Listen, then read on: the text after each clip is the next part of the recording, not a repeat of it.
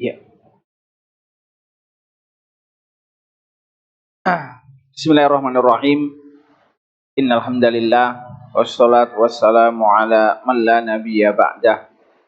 Wa asyhadu an la ilaha illallah wahdahu la syarikalah wa asyhadu anna Muhammadan abduhu wa rasuluh sallallahu alaihi wa ala alihi wa sahbihi ajma'in. Amma ba'd.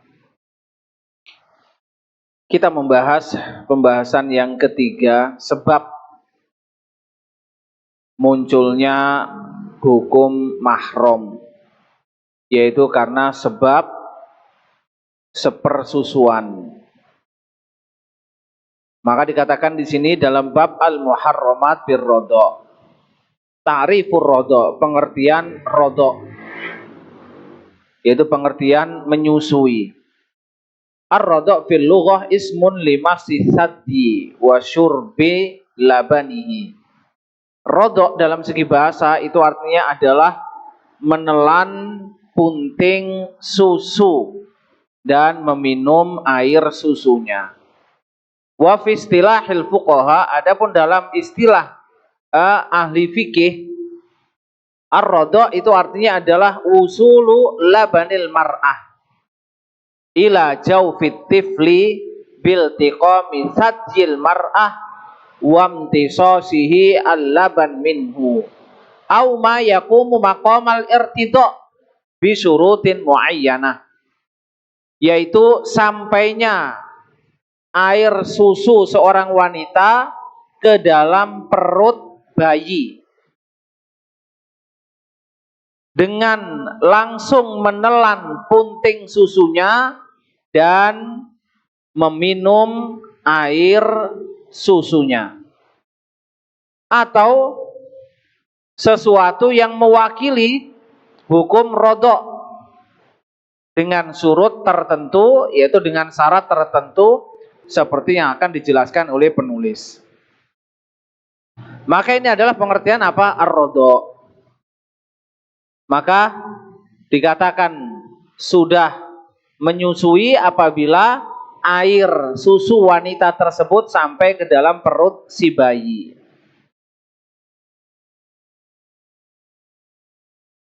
Dalilut tahrim bir-radha, yaitu dalil seseorang itu menjadi mahram karena sebab menyusui. wa tahrim birrada hurmah muabbadah sabitun bil kitabil aziz wa sunnatin nabawiyatil mutahharah wa ijma'il fuqaha. Jadi mahram yang disebabkan karena menyusui itu menjadi mahram selama-lamanya. Dalilnya disebutkan dalam Al-Quran, sunnah dan ijma' ahli fikih. Amal kitabul aziz faqad ja'a fihi qauluh.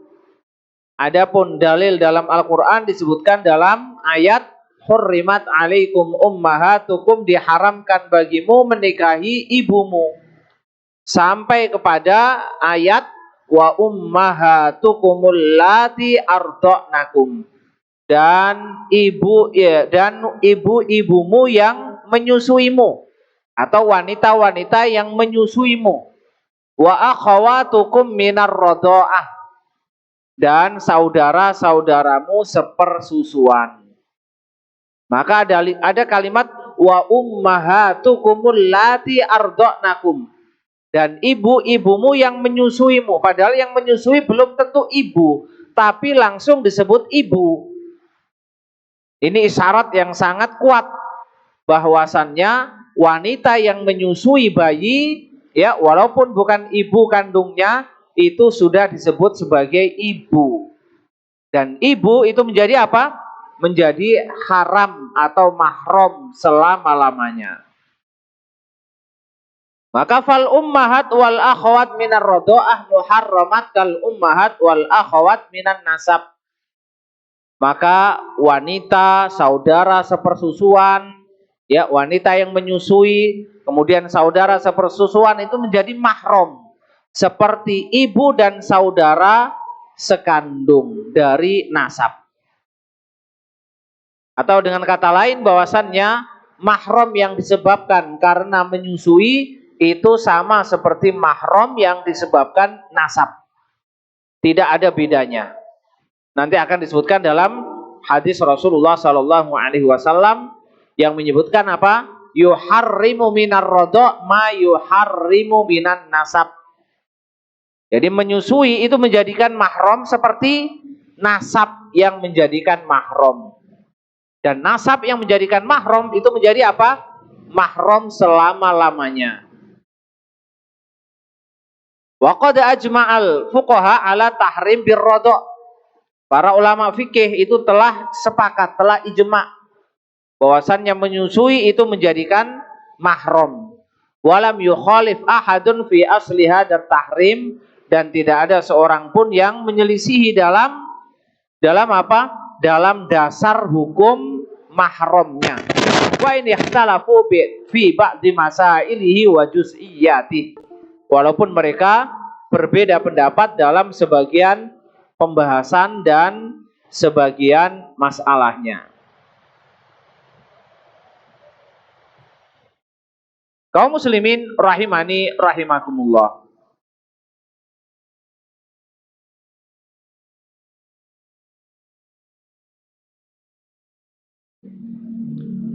Adapun dalam hadis-hadis Rasulullah Sallallahu Alaihi Wasallam ini banyak sekali dalilnya. Ya, salah satunya kita baca di atas. Kemudian juga disebutkan dalam hadis lain bahwasannya Rasulullah Sallallahu Alaihi Wasallam pernah ditawari, ya, anak perempuannya Hamzah. Jadi anak perempuannya Hamzah ditawarkan kepada Rasulullah untuk dinikahi. Maka Rasulullah berkata, innaha la tahillu li. Sesungguhnya itu tidak halal bagiku. Innaha ibnatu akhi minar radha'ah. Sesungguhnya, ya, siapa? Putrinya Hamzah ini adalah putri saudaraku sepersusuan.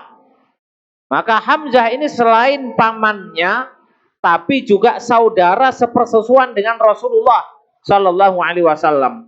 Maka Rasulullah dengan putrinya Hamzah itu sejatinya sepupu, ya,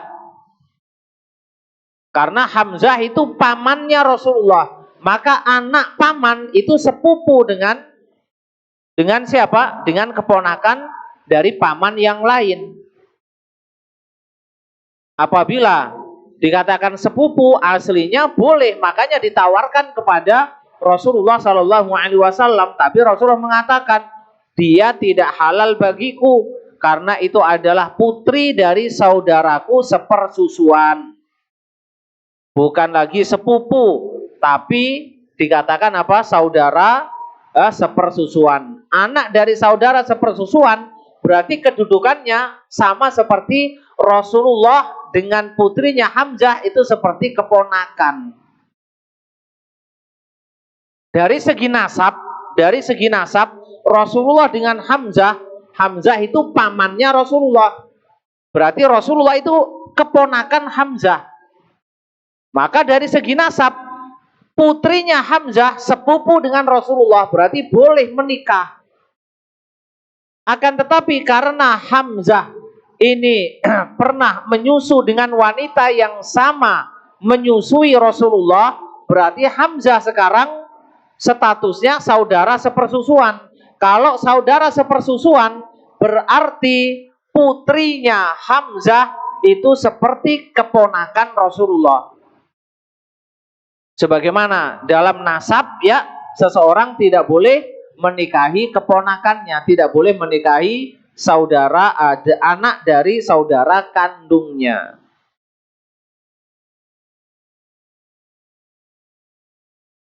Kemudian Rasulullah Shallallahu Alaihi Wasallam berkata, wa yuharrimu minar rodoah ma yuharrimu minan nasab. Maka menyusui itu menjadikan mahram seperti sama menjadikan mahram dari sebab nasab. Wa qala sallallahu alaihi wasallam an Durrah binti Abi Salamah. Ya, Rasulullah sallallahu alaihi wasallam berkata tentang seorang wanita yang namanya Durrah bintu Abi Salamah. Rasulullah berkata, innaha laulam takun fi hijri ma halat li, innaha ibnatu akhi minar rodo'ah ardo'atni wa aba salamah suwaibah. Wal hadis rawahu Muslim. Rasulullah SAW juga menyebutkan apa? Anak tirinya. Karena Ummu Salamah dinikahi oleh siapa? Oleh Rasulullah SAW. Sekarang putrinya boleh nggak dinikahi? Maka Rasulullah mengatakan, kalaulah bukan karena sebab Durrah itu adalah anak tiriku yang ada dalam asuhanku, ya, maka sesungguhnya tetap tidak halal bagiku, karena itu adalah putri dari saudaraku sepersusuan. Yaitu siapa? Bahwasannya saya dan Abu Salamah, jadi suaminya Ummu Salamah, bapaknya Durrah binti Abi Salamah, itu sama-sama disusui oleh Suwaibah. Jadi Suwaibah pernah menyusui Rasulullah, pernah menyusui Abu Salamah. Maka anaknya Abu Salamah tidak boleh dinikahi oleh Rasulullah, karena statusnya dari rodo'ah itu seperti nasab, seakan-akan ya Durrah bintu Abi Salamah itu seperti keponakan Rasulullah Sallallahu Alaihi Wasallam. Maka dengan demikian Durrah tidak boleh dinikahi oleh Rasulullah karena dua sebab. Ya, sebab yang pertama karena anak tiri yang ada dalam asuhan Rasulullah, seperti pembahasan yang sudah kita bahas. Kemudian sebab yang kedua karena itu adalah anak dari saudara sepersusuan Rasulullah Sallallahu Alaihi Wasallam. Kemudian dalam hadis Aisyah radhiyallahu anha, dia berkata, Ja'a Aflah akhu Abil Qu'ais yasta'dzinu 'alaiha ba'da ma nazalal hijab. Ada seorang laki-laki yang namanya Aflah datang minta izin ingin ketemu langsung dengan Aisyah setelah turunnya ayat hijab. Siapa ini Aflah? Aflah ini adalah saudara kandung Abul Qu'ais. Siapa ini Abul Qu'ais? Abul Qais ini adalah suami dari wanita yang pernah menyusui Aisyah. Ya, fakana Abul Qais aba Aisyah minar rodoah. Maka Abul Qais itu adalah bapak, ya, bapak dari Aisyah, tapi dengan sebab rodoah, atau suami dari wanita yang pernah menyusui Aisyah radhiyallahu anha. Fakultu, maka Aisyah berkata, wallahi la adzan li aflah hatta astadzina Rasulullah. Demi Allah, saya tidak akan mengizinkan Aflah untuk menemuiku, ya, berbicara langsung tanpa hijab hingga aku minta izin kepada Rasulullah sallallahu alaihi wasallam. Fa inna Abul Qais laisa huwa ardo'ani. Jadi Abul Qais itu bukan yang menyusuiku. Yang menyusuiku itu adalah istrinya. Maka Rasulullah, siapa, Aisyah radhiyallahu anha masih menyaksikan Abul Qais kalau itu adalah mahramnya. Lebih-lebih siapa? Aflah, yang itu adalah saudara laki-laki dari Abul Qais. Maka Aisyah mengatakan, yang menyusuiku, ya, itu bukan Abul Qais tapi istrinya. Bagaimana kok malah ada saudaranya Abul Qais ingin ketemu sama saya? Ya. Walakin ardo'atni imro'atu, akan tapi istrinya yang menyusuiku. Qalat Aisyah, maka Aisyah melanjutkan ceritanya. Falamma dakhala Rasulullah sallallahu alaihi wasallam qultu, ketika Rasulullah datang dan masuk ke rumahku, maka aku katakan, ya Rasulullah, inna Aflah akho Abil Qais ja'ani yasta'dinu alayya. Ya Rasulullah, sesungguhnya Aflah, ya, saudara kandung laki-laki Abul Qais tadi datang minta izin untuk bertemu denganku. Fakaritu an adzana lahu hatta asta'dzinak. Maka aku enggan mengizinkan hingga aku minta izin dulu kepadamu. Qalat, maka Aisyah melanjutkan, faqalan Nabi ternyata menjawab, ya, idzani lahu fa innahu ammuki. Rasulullah mengatakan, izinkan dia, sesungguhnya itu adalah pamanmu. Ya, pamanmu dari apa? Dari sebab menyusui. Maka sekarang yang menjadi mahram Aisyah, ya, itu adalah suami siapa? Suami dari wanita yang menyusui, yaitu Abul Qais. Abul Qais menjadi mahram Aisyah. Bahkan seluruh saudara laki-laki Abul Qais itu menjadi mahramnya Aisyah. Akan tetapi anak dari saudara laki-laki Abul Qais bukan mahramnya. Karena statusnya seperti apa? Sepupu. Sepupu karena sebab menyusui. Maka kalau kita ingin mudah memahami, setiap orang yang disusui oleh seorang wanita, anggap itu adalah anak kandungnya.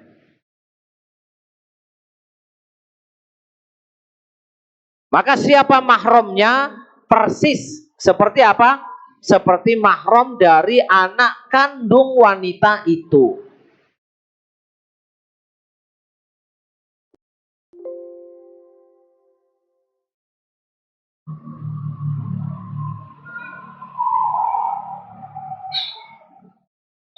Kaum muslimin rahimani rahimakumullah.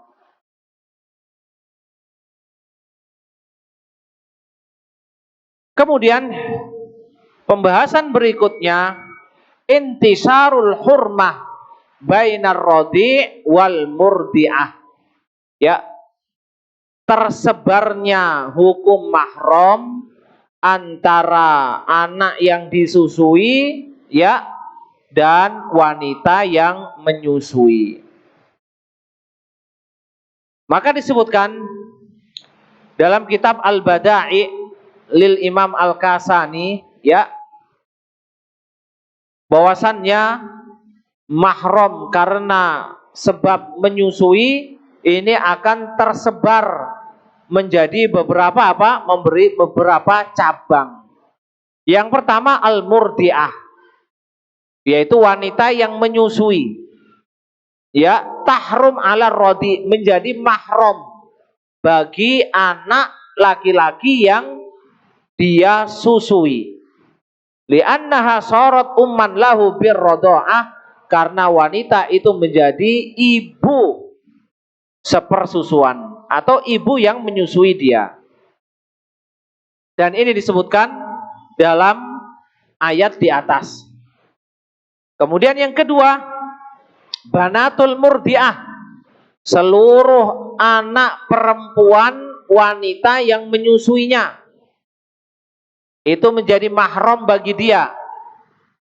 Ya.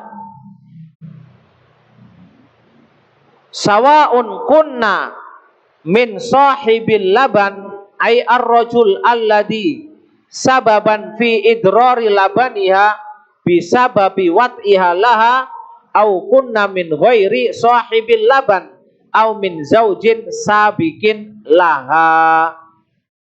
Ya. Nah, perhatikan di sini,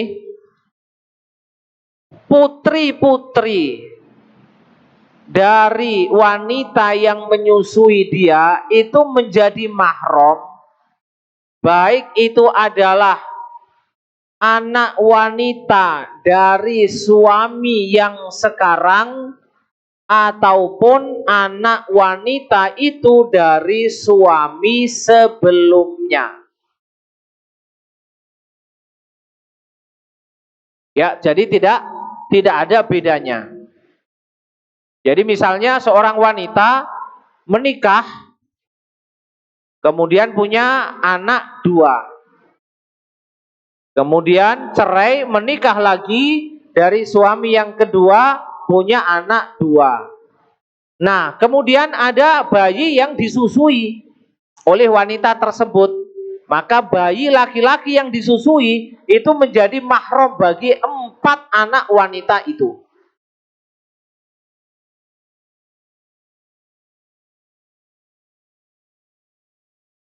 Dan ini disebutkan dalam ayat di atas dengan mengatakan wa akhawatukum minar radha'ah, dan saudara-saudaramu sepersusuan.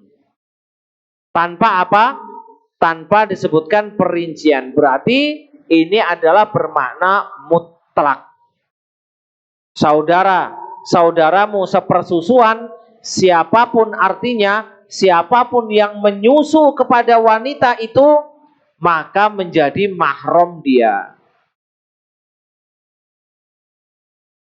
Kemudian yang ketiga,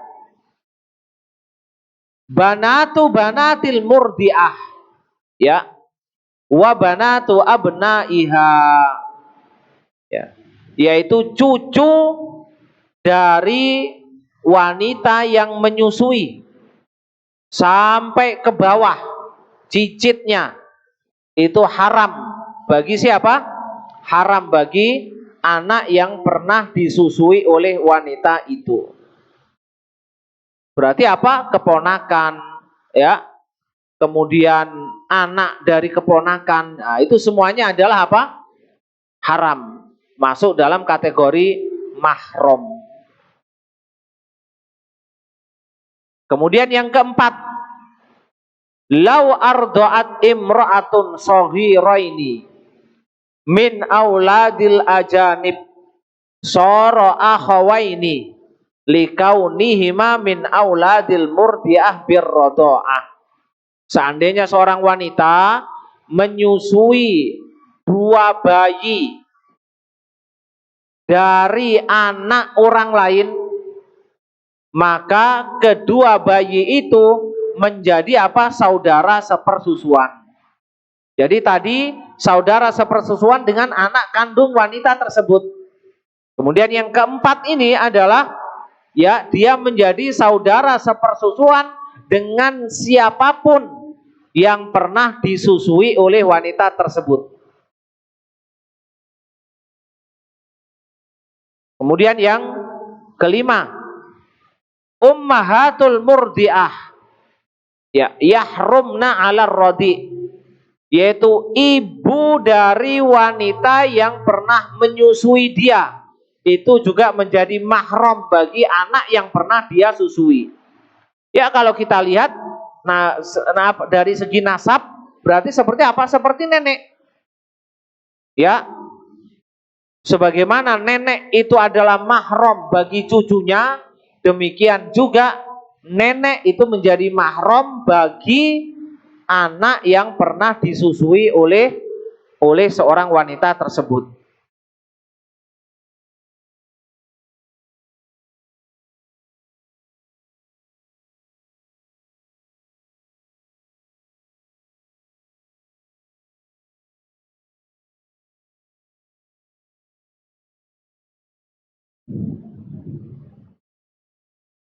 Kemudian yang keenam,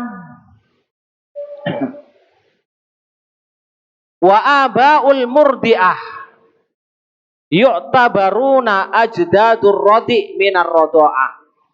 Demikian juga para ayah dari wanita yang menyusui itu, yang statusnya sebagai kakek, ya, itu juga menjadi mahram karena sebab menyusui. Persis seperti apa? Nasab. Demikian juga yang ketujuh, akhawatul murdiah yahrumna 'alar radi. Saudara perempuan dari wanita yang pernah menyusui dia itu juga menjadi mahram dia, yaitu bibi. Ya. Bibi ini menjadi apa? Menjadi mahram.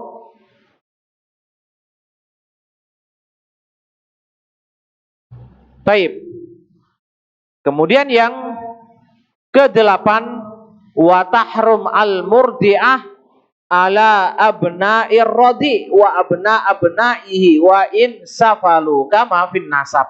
Ini hanya pengembangan.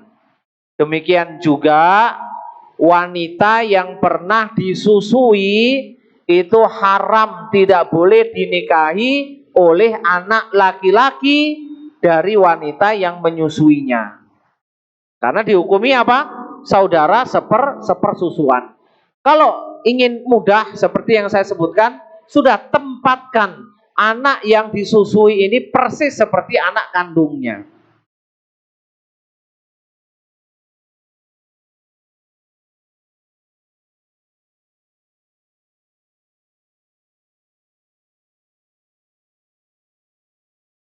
Kaum muslimin rahimani rahimakumullah.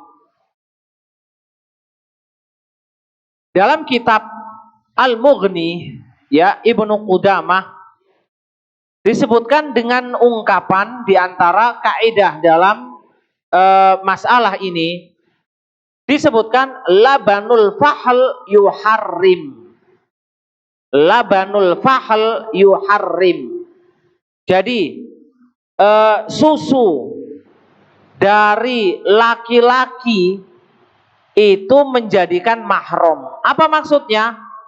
Maknahu al-mar'ah idza arda'at tiflan bilabani hadzal fahl ay ar-rajul alladzi kana wata'ahu laha sababan fi idraril labani hadhil mar'ah fa inna hadza tifl yasir waladan lahuma. Maksudnya adalah wanita yang menyusui anak tersebut itu air susunya bisa keluar karena sudah dijima oleh suaminya. Maka dengan demikian berarti air susu itu keluar karena sudah pernah menikah dengan seorang laki-laki. Maka kalimat air susu laki-laki itu maksudnya adalah anak yang disusui oleh seorang wanita itu juga menjadi mahram bagi suaminya.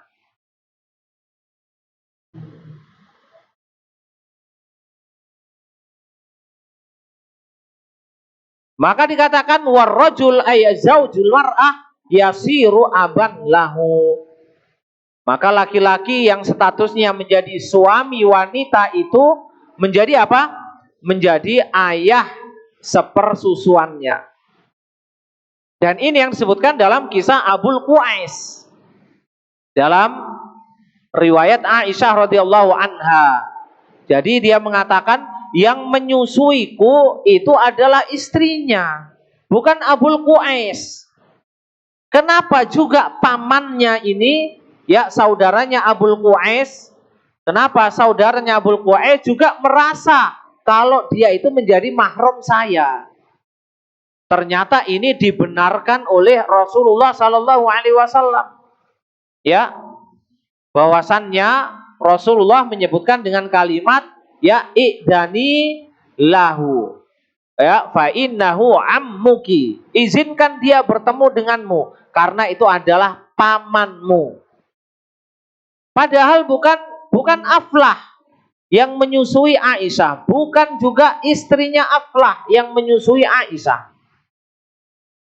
Akan tetapi karena Aflah itu adalah saudara kandung dari Abul Qais, yang istrinya Abul Qais ini yang menyusui Aisyah, maka mahramnya Aisyah menyebar ke seluruh keluarga Abul Qais seperti anak kandung Abul Qais.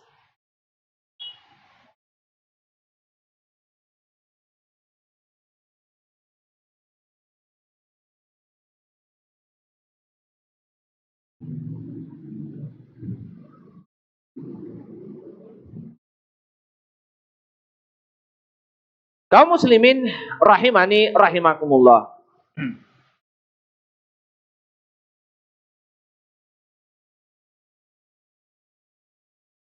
Maka Ibnu Qayyim rahimahullah, beliau berkata, inna labanal fahl yuharrim. Maka sesungguhnya air susu laki-laki itu menjadikan mahram. Ini konteksnya ya, tapi penjelasannya bukan air susu betul, karena laki-laki tidak keluar air susunya. Tapi maksudnya adalah air susu wanita yang keluar karena sebab menikah dengan laki-laki. Wa inna tahrim yantasir minhu kama yantasir minal mar'ah.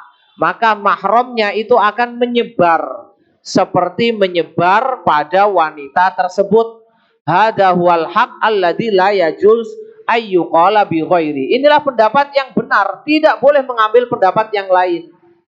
Fa sunnatu Rasulillah sallallahu alaihi wasallam ahaqqu an tuttaba. Maka sunnah Rasulullah lebih berhak untuk diikuti. Wa yutrak kullu ma khalafaha li ajliha, dan harus ditinggalkan seluruh yang menyelisihi sunnah Rasulullah sallallahu alaihi wasallam. Wala tutrak hiya li ajli qauli ahadin kainan mangkana, dan sunnah itu tidak boleh ditinggalkan hanya karena pendapat seseorang siapapun dia.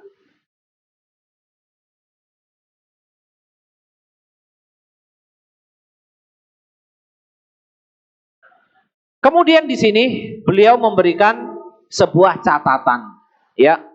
Wa yulahat huna anna syarta fi kauni labanil fahli yuharrim ayyakuna wat'uha mubahan. Perlu diperhatikan di sini bahwasannya ya air susu laki-laki menjadikan mahram itu dengan syarat apabila laki-laki itu jima dengan wanita tersebut dalam kondisi halal, yaitu dalam kondisi nikah. Bi angkana zaujan bi nikahin sahihin lil mar'ah allati wata'aha. Amma idza kana wat'uhu haraman mahdhan bi angkana zanian. Adapun kalau jimaknya itu karena zina, ya karena haram, fa inna labanal mar'ah alladhi sara indaha bisababi zinahu biha la yansurul hurmah baina radi hadzal laban wa baina hadzal zani. Kalau disebabkan karena zina, ya karena zina ini kemudian dia hamil, keluar air susunya, kemudian menyusui ya bayi orang lain, maka air susu wanita tersebut ya tidak menyebarkan hukum mahram. Ya, antara anak yang dia susui dengan laki-laki yang pernah berzina dengan wanita itu. Adapun menjadi mahram bagi wanita itu, iya tetap menjadi mahram. Akan tapi untuk menjadi mahram bagi laki-laki yang pernah menzinai wanita tersebut, hukumnya tidak. Wa ala hada, maka berdasarkan ini, idza waladat minaz zina fa nazala laha labanun fa ardoat bihi tiflan. Berdasarkan ini, seandainya wanita yang berzina ini melahirkan, ketika dia melahirkan, dia juga menyusui bayi orang lain, farrodo yakunu minha khosoh la minaz zani. Maka bayi orang lain yang disusui oleh wanita itu hanya menjadi mahram bagi wanita itu saja, tidak menyebar kepada laki-laki yang pernah menzinainya. Kenapa? Li'anna nasabahu yatsbut minha faqat la minaz zani. Karena anak yang lahir ini nasabnya hanya dinasabkan kepada wanita itu, tidak dinasabkan kepada ayah biologisnya. Demikian juga anak yang disusui, anak orang lain yang disusui, maka mahramnya hanya berlaku pada wanita itu dan tidak berlaku pada laki-laki yang menzinainya. Jadi searah.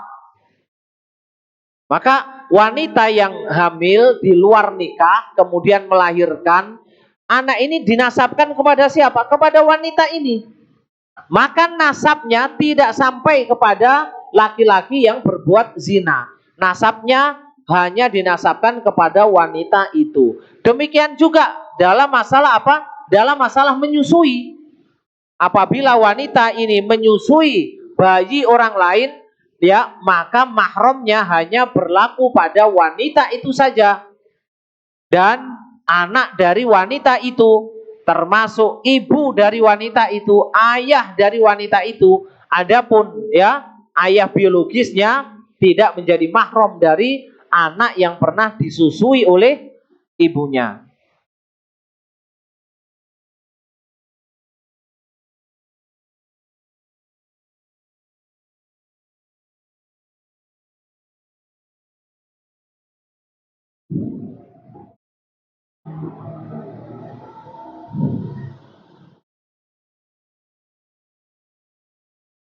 Kaum muslimin rahimani rahimakumullah. Di sini penulis menjelaskan apa hikmah bahwasannya menyusui itu mahramnya menyebar sampai kepada suami wanita yang menyusui itu. Apa sebabnya? Maka di sini dijelaskan, ya, sebabnya menjadi mahram, ya, karena air mani laki-laki tersebut bercampur dengan air mani wanita, ya, air mani suami istrinya, yang kemudian menghasilkan janin. Setelah itu barulah keluar air susu. Maka seakan-akan air susu wanita itu keluar karena percampuran antara air mani laki-laki dengan air mani istrinya. Maka nasab dari anak yang lahir dinasabkan kepada ayahnya dan ibunya. Demikian juga air susu dari wanita tersebut apabila dipakai untuk menyusui anak orang lain, maka mahramnya juga menyebar kepada suaminya. Allahu a'lam bishawab, ya. Ibnu Abbas radhiyallahu anhu pernah ditanya, ya, tentang seorang laki-laki yang punya dua istri, ya. Ardoat ihdahuma jariyatan wal ukhra ghulaman. Hal yasluh lil ghulam ayyatazawwajal jariyah? Faqala Ibnu Abbas la li'anna liqah wahid. Jadi ada seorang laki-laki punya 2 istri. Istri yang pertama itu menyusui anak laki-laki dan istri kedua menyusui anak perempuan dari anak orang lain. Maka Ibnu Abbas ditanyakan, apakah anak laki-laki itu boleh menikah dengan anak perempuan itu karena beda wanita? Maka Ibnu Abbas menjawab tidak boleh. Karena asal benihnya itu satu. Karena asal benihnya itu satu. Wanita ini bisa keluar air susunya karena dijima oleh laki-laki itu juga. Istri yang kedua juga demikian. Dari suami yang sama. Maka dihukumi apa? Satu nasab. Satu nasab dari apa? Dari laki-laki tersebut, dari suaminya. Maka seakan-akan ya, anak yang disusui istri pertama dengan anak yang disusui istri kedua itu seperti saudara seayah.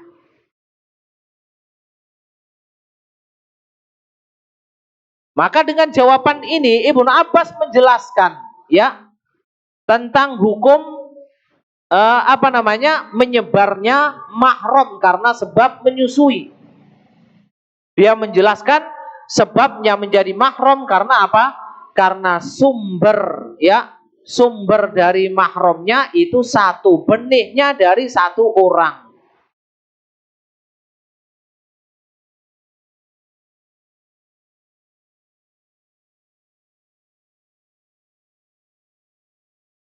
Kemudian bab berikutnya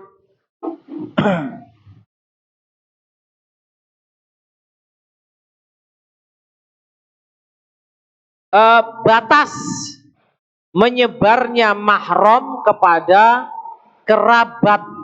Ya, batas menyebarnya mahram kepada kerabat anak yang menyusu.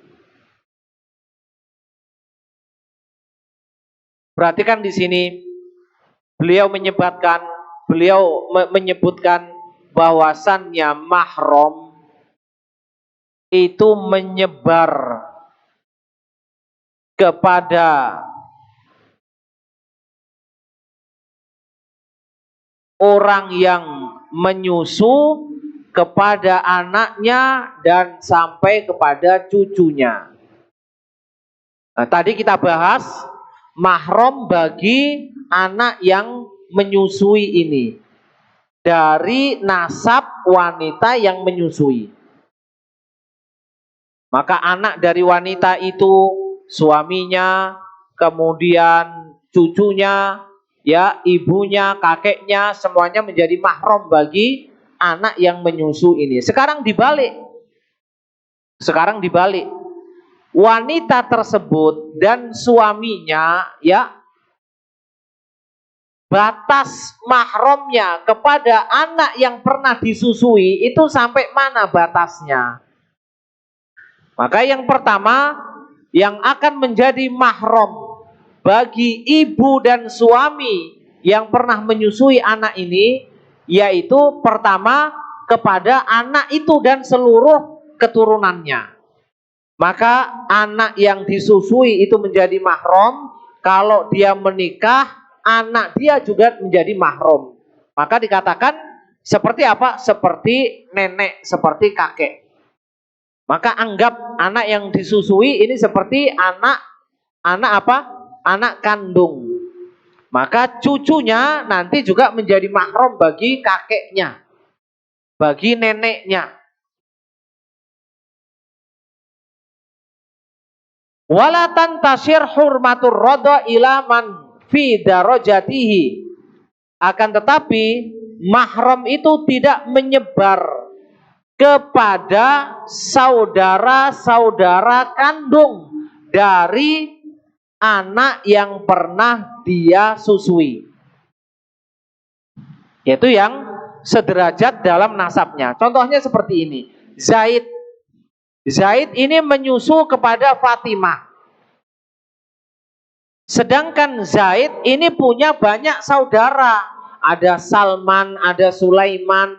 Maka Salman dan Sulaiman bukan mahramnya Fatimah. Yang menjadi mahram Fatimah itu hanya Zaid. Adapun saudara kandung Zaid yang tidak menyusu kepada Fatimah itu bukan mahramnya.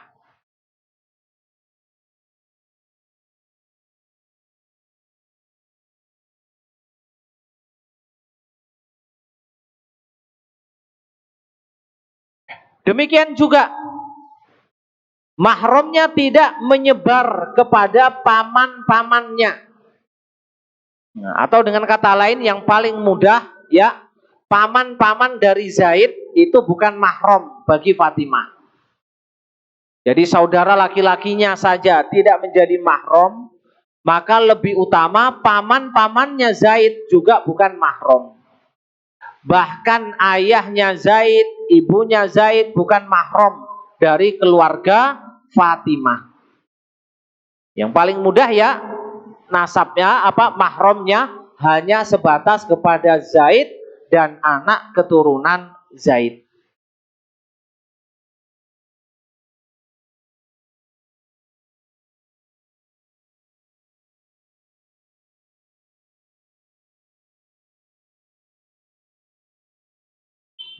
Maka dengan demikian kita katakan ya, anak laki-laki dari Fatimah itu boleh menikah dengan saudari perempuan Zaid.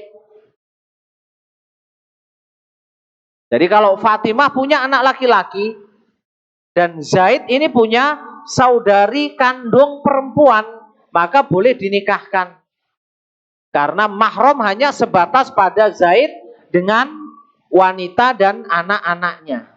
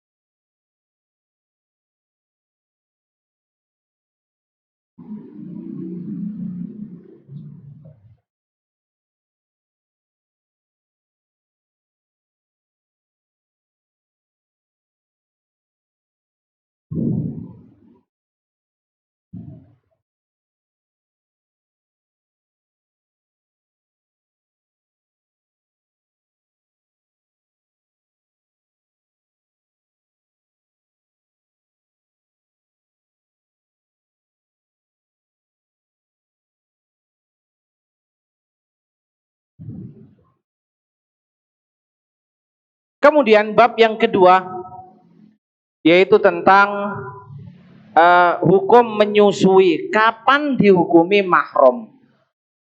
Ya.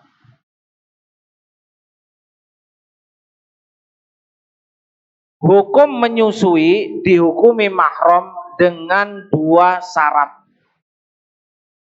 Ya. Syarat yang pertama yaitu 5 kali. Syarat yang kedua sebelum 2 tahun.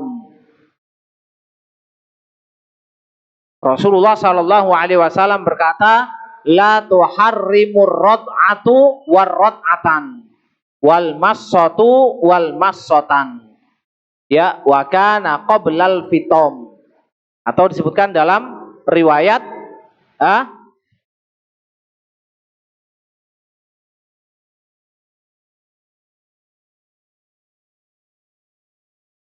tuharrimur rod'ah ma yuharrimun nasab. Taib. Maka menyusu sekali atau 2 kali itu tidak menjadikan mahram. Kemudian menyedot sekali 2 kali itu tidak menjadikan mahram.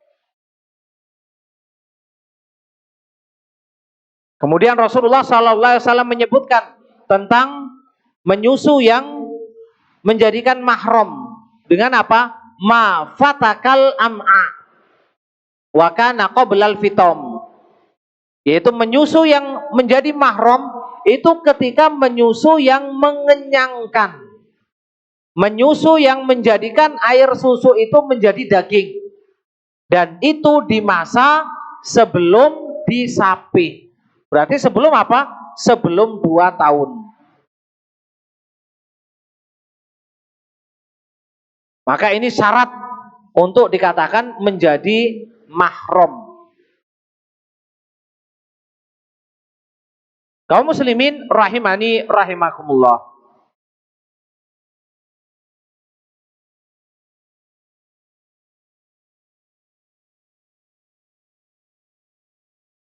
Namun di sini disebutkan beberapa permasalahan.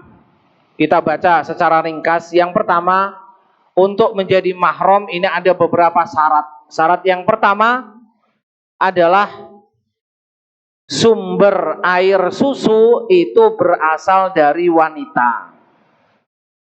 Apabila air susu itu dari laki-laki, maka tidak menjadikan mahram. Tapi Allahu a'lam bishawab, apakah mungkin laki-laki juga mengeluarkan air susu?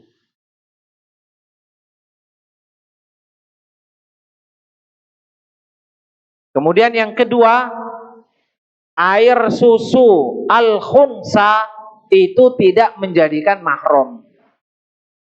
Al-khunsa itu biasa diartikan banji, tapi kurang tepat. Karena al-khunsa dalam pembahasan ilmu faraid itu adalah orang yang memiliki 2 kelamin. Bukan sekedar banji, tapi dia punya 2 kelamin. Kemungkinan juga dia punya apa? Punya perkembangan terhadap susunya. Seperti susu wanita. Apabila seperti ini kok menyusui, ya, maka tidak menjadikan mahram. Karena masih meragukan ini laki-laki ataukah wanita.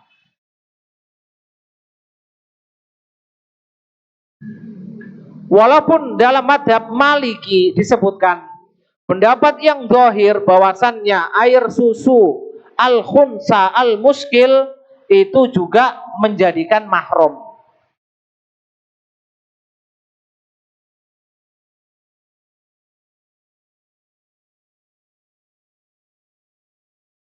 Sedangkan dalam mazhab Syafi'i air susu wanita al-khunsa, ya, mazhab ini tawakuf. Jadi dalam mazhab Syafi'i dikatakan tawakuf. Tawakuf yaitu tidak memilih salah satu dari 2 pendapat. Fa'in dhaharat unusatuhu harumal irtidha min labanihi wa illa fala. Wa in mata qabla zuhuri unusatihi lam yasbut at-tahrim. Hingga dipastikan apabila sifat wanitanya lebih dominan, maka air susunya menjadi mahram. Tapi kalau sifat laki-lakinya lebih dominan, maka air susunya tidak menjadikan mahram. Namun apabila al-khunsa ini meninggal sebelum muncul sifat wanitanya, maka air susunya tidak menjadikan mahram.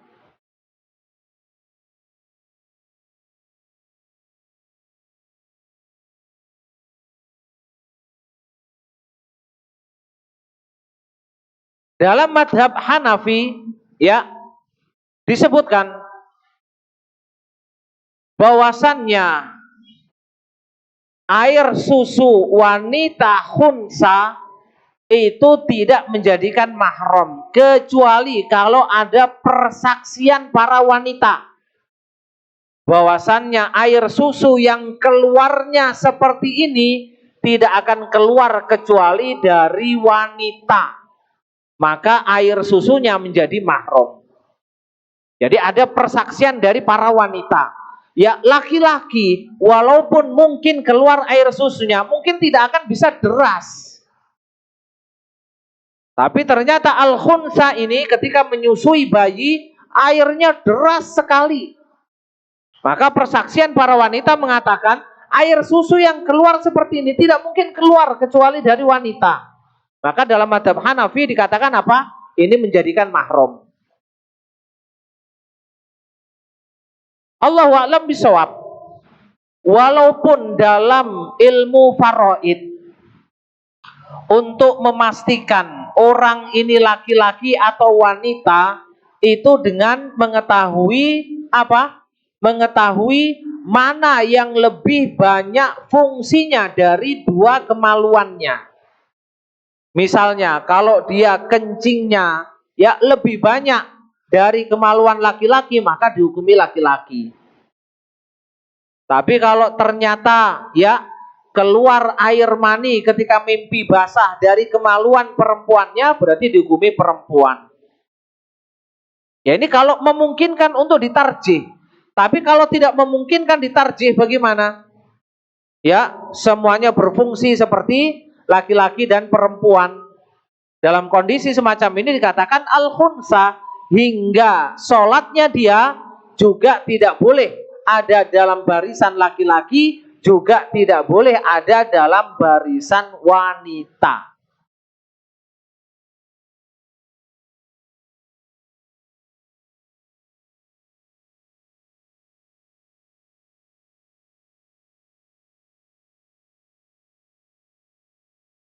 Kaum muslimin rahimani rahimakumullah. Kemudian air susu wanita yang menjadikan mahram, apakah disyaratkan wanita itu hidup? Apabila wanita ini meninggal, ternyata air susunya masih banyak, ya, dan ingin diambil untuk menyusui anaknya atau anaknya orang lain, apakah itu menjadikan mahram? Ini masalah juga yang diperdebatkan oleh para ulama. Sebagian mengatakan menjadikan mahram, sebagian mengatakan tidak.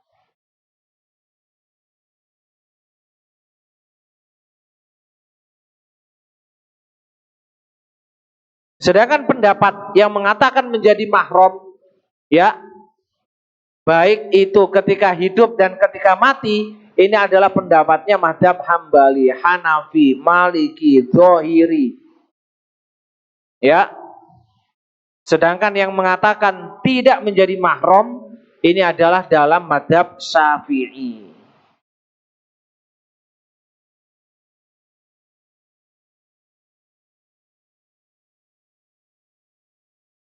Maka mana pendapat yang rajih? Pendapat yang pertama. Bahwasannya air susu wanita walaupun sudah meninggal itu tetap menjadi mahram. Ya, misalnya wanita ini sudah menyusui 4 kali. Sudah menyusui 4 kali. Tinggal 1 kali saja kok dia meninggal. Maka diambil air susunya untuk menyempurnakan jadi 5. Agar apa? Agar dia menjadi mahram bagi keluarganya. Mungkin untuk maslahat tertentu. Ya, mungkin wanita ini anaknya perempuan semua. Butuh laki-laki yang menjaga mereka, menjadi mahram mereka. Maka laki-laki ini digenapkan ya susuannya menjadi 5 ketika wanita ini meninggal.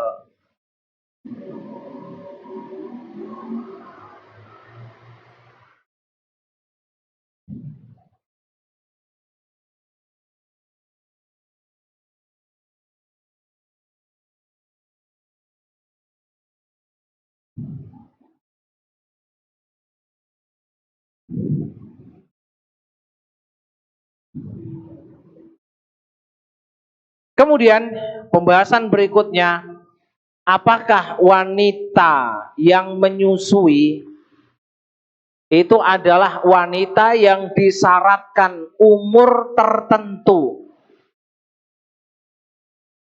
yang mungkin untuk apa? untuk dinikahkan dan dijima oleh suaminya. Nah, di sini para ulama juga berbeda pendapat.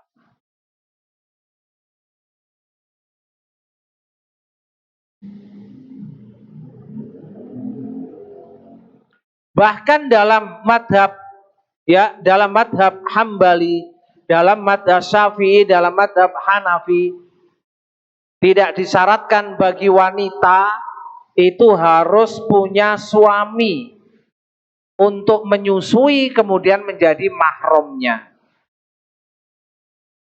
Kalau ada seorang wanita belum menikah, tapi apa? Air susunya sudah mengalir, kemudian menyusui bayi orang lain, maka menjadi mahram. Ini dalam madhab Hambali, dalam madhab Syafi'i, dalam madhab Hanafi. Walaupun ini adalah kejadian yang sangat jarang. Adapun umur tertentu disebutkan dalam madhab Hanafi dan madhab Syafi'i. Wanita ini minimal umur 9 tahun. Apabila belum umur 9 tahun, kalau keluar air susunya, maka tidak menjadikan mahram kalau dia menyusui seorang laki-laki, menyusui bayi laki-laki. Taib. Kemudian pembahasan terakhir yang kita bahas pada majelis ini tentang air susu binatang. Ya. Dikatakan wa in kana laban al-muharrim alladhi tantasiru bi syurbihi al-hurmatu huwa labanul mar'ah fa minal badihi anna labanal bahimah la tusbit bihi hurmah ar-radha bainal adamiyyin wa bihada sarrahal fuqaha. Jadi maksudnya air susu binatang itu maksudnya apa? Sini dijelaskan. Apabila yang menjadikan mahram itu hanya air susu wanita, maka sudah jelas bahwasannya air susu binatang itu tidak akan menjadikan mahram di antara Bani Adam yang sama-sama minum air susu dari satu binatang. Ini yang dimaksud. Bukan mahram dari binatang itu, bukan. Jangan salah paham. Ya, jadi air susu binatang menjadikan mahram, bukan menjadi mahram bagi binatang itu, bukan. Akan tapi yang dibahas di sini, apakah orang-orang yang meminum air susunya, bayi-bayi yang meminum air susunya dari satu binatang itu akan menjadi mahram antara yang satu dengan yang lain? Jawabannya tidak. Maka di antara pendapat dalam madhab Syafi'i dikatakan falawir tadoa sohironi min satin masalan, seandainya ada dua bayi yang minum susu dari satu kambing, lam tasbut bainahuma ukhuwah, maka keduanya tidak dihukumi saudara sepersusuan. Li'annal ukhuwah far'ul umumah, karena saudara sepersusuan itu adalah cabang dari ibu yang menyusui, bukan dari binatang. Faida lam yasbut al aslu lam yasbut al far'u. Apabila dari pangkalnya itu memang sudah tidak menjadikan mahram, berarti cabangnya juga lebih berhak tidak akan menjadikan mahram. Naam. Allahu a'lam bishawab. Wassallallahu ala Muhammad wa ala alihi wa sahbihi ajma'in.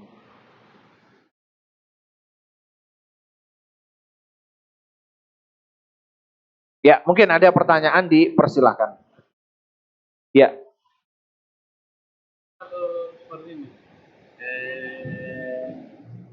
Dua anak yang disusui, yang satu dari orang lain, yang satu dari orang lain, Tapi yang satunya ini tidak cukup 5 kali. Yang satu ini cukup 5 kali. Apa ini sepersusuan atau tidak? Iya. Apabila ada dua bayi yang disusui dari anaknya orang lain, yang satu lengkap 5 kali, yang satu tidak lengkap 5 kali, apakah keduanya menjadi saudara sepersusuan? Jawabnya belum. Harus dilengkapkan menjadi 5. Makanya beberapa kali saya sampaikan ya, masalah menyusui anak orang lain itu harus dipersaksikan. Ya, harus dipersaksikan, harus diberitahukan kepada orang tuanya. Anakmu saya susui, boleh apa tidak? Ya. Karena berkaitan dengan mahram. Yang nanti kembali kepada hukum apa? Pernikahan. Ya, hukum mahram di sini nanti kembalinya kepada hukum pernikahan. Nah, ya, silakan. Bismillah, saya pernah menyusui ponakan perempuan dengan niat menjadikannya mahram untuk suami ada anak laki-laki saya. Hanya saja saya lupa apakah menyusuinya 3 atau 5. Dan tiap satu kali saya susui sampai tertidur. Apakah ini sudah memenuhi syarat untuk menjadi mahram karena sepersusuan? Ya, kalau menyusui sampai tertidur berarti kenyang. Maka itu dihukumi 1 majelis. Ya. Tapi kalau Anda ragu 5 kali atau kurang, hukum asalnya kurang. Maka hukum asalnya kurang. Coba Anda ingat-ingat lagi. Nah, ini masalah juga. Tidak dipersaksikan, dia lupa juga bilangannya. Nah, ini masalah. Berarti hukum asalnya apa? Hukum asalnya belum sampai 5. Akan tapi untuk hati-hati, ya untuk hati-hati, walaupun Anda ragu sudah 5 atau belum, tapi hukum fikihnya belum 5. Tapi untuk kehati-hatian, keduanya jangan dinikahkan. 6. Nah, Ustaz, Assalamualaikum Ustaz. Bagaimana cara menghitung 5 kali persusuan itu Ustaz? Bagaimana cara menghitungnya? Ya, sampai kenyang. Jadi 1 kali menyusu sampai dia melepaskan. Kalau dia sudah melepaskan, itu berarti tandanya dia kenyang. Makanya dikatakan la tuharrim al-massatu wal massotan. 1 kali nyedot dan 2 kali nyedot itu tidak menjadikan mahram. Berarti dia nyedot sampai dia melepaskan, berarti dia kenyang. Kalau tadi sambil tidur, ya itu pasti dipastikan apa? Kenyang. Nanti kita bahas pada pertemuan yang akan datang tentang hitungan 1 kali itu kapan dihitung 1 kali. 6. Bagaimana kalau yang tadi ada 2 bersaudara, yang 2 orang itu, yang satunya pakai dot, tapi air susu dari ibu itu, dan cukup 5 kali, bagaimana ini? Ya, cukup. Kalau yang satu itu dikasih dengan dot, Tapi dari yang diperkirakan itu kenyang, itu sudah terhitung. Jadi menyusui 2 anak, yang satu disusui langsung, yang satu disusui dengan dimasukkan ke dalam dot, sama. Akan menjadi saudara sepersusuan. 6. Maka dari sini kita ambil kesimpulan bahwasannya air susu wanita diperjualbelikan, hukumnya tidak boleh. Ya, ini pernah di Amerika atau di Eropa memperjualbelikan air susu wanita. Hukumnya apa? Tidak boleh. Karena berkaitan dengan mahram dan tidak diketahui ini air susu dari wanita yang mana, siapa tidak tahu. Maka mahram akan menjadi rancu. Boleh menyusui anak lain kalau itu dipersaksikan. Ya lebih selamat minta izin kepada orang tuanya, karena semakin banyak yang tahu akan semakin apa? Mudah untuk menghafal. Kalau fulan ini pernah menikah dengan fulan. Jangan sampai terjadi seperti yang ada di zaman Nabi. Apa kejadiannya? Ada seorang laki-laki menikahi wanita, ya. Kemudian datang seorang budak, nenek-nenek, ya, hitam, berkata kepada mereka berdua, aku telah menyusui kalian berdua. Maka suaminya datang ke Madinah, melapor kepada Rasulullah, ya Rasulullah, ya, aku menikahi wanita ini. Datang nenek-nenek mengatakan, ya, aku telah menyusui kalian berdua. Mungkin dia lupa, nenek-nenek sudah pikun, ya. Alasan-alasan yang disebutkan untuk apa? Menjatuhkan persaksian wanita tersebut. Maka Rasulullah berpaling. Bagaimana kalau wanita itu sudah mengatakannya? Artinya ada syubhat. Maka yang lebih hati-hati adalah apa? Diceraikan. Maka Rasulullah memerintahkan untuk menceraikan istrinya. Dan persaksian yang berkaitan dengan perkara wanita itu diterima dari wanita, walaupun satu orang.